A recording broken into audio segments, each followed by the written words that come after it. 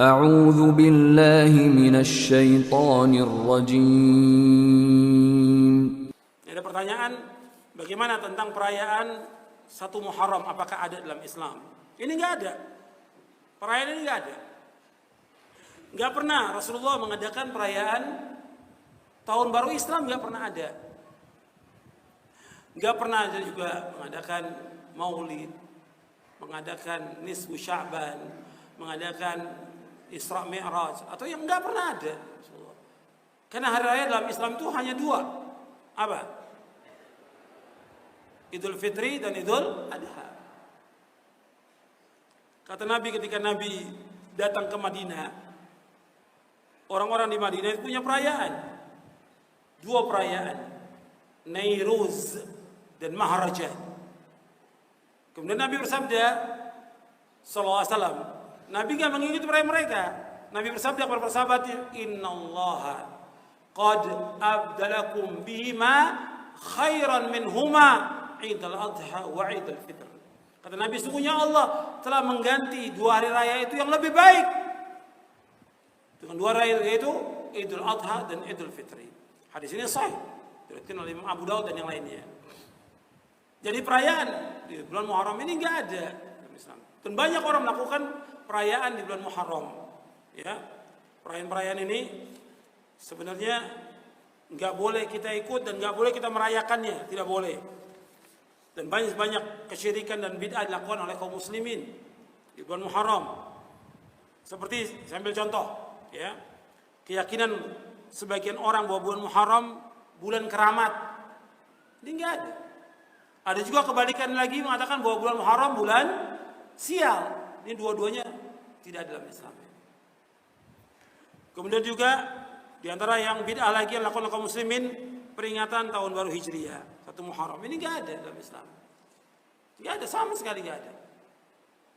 Kemudian juga menghidupkan malam pertama bulan Muharram dengan ibadah, dengan sholat, dengan zikir tertentu, enggak ada.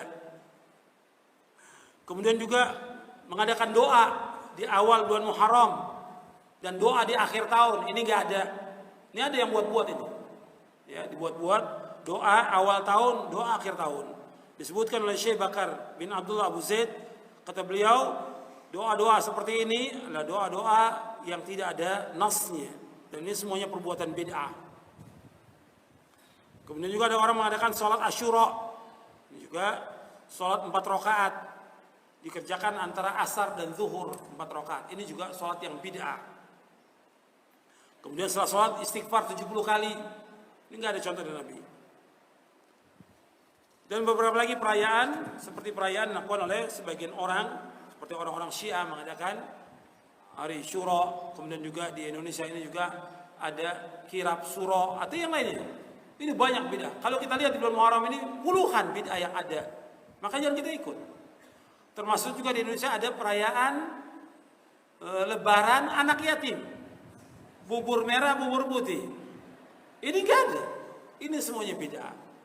Ya, kalau mau nyantu ini anak yatim ya setiap hari, kenapa harus setahun sekali? Dan masih banyak lagi yang lain yang dilakukan di Indonesia.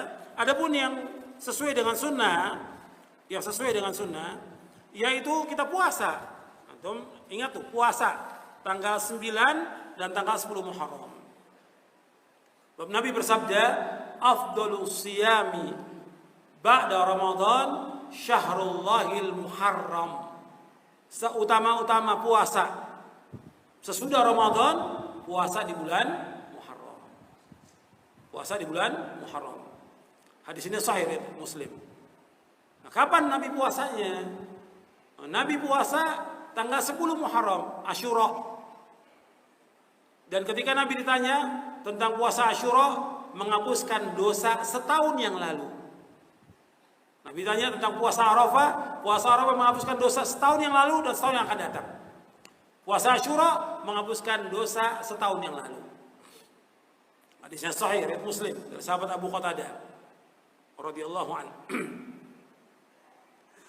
Kemudian kita juga bisa melakukan yang lain.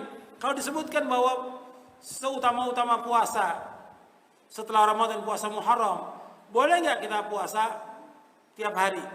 Sebagian ulama menjelaskan boleh, tapi nggak sebulan penuh. Sebagian menyebutkan yang terbaik kita puasa Daud, atau kita puasa Senin Kamis, atau kita lakukan puasa tanggal 9, tanggal 10, kemudian kita puasa tanggal 13, 14, 15 bulan Muharram. Itu kita lakukan. Jadi ini yang kita lakukan sesuai dengan sunnah.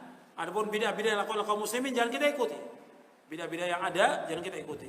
Yang kita lakukan puasa sesuai dengan syariat yang disyariatkan Nabi Muhammad sallallahu alaihi wa ala alihi wasallam.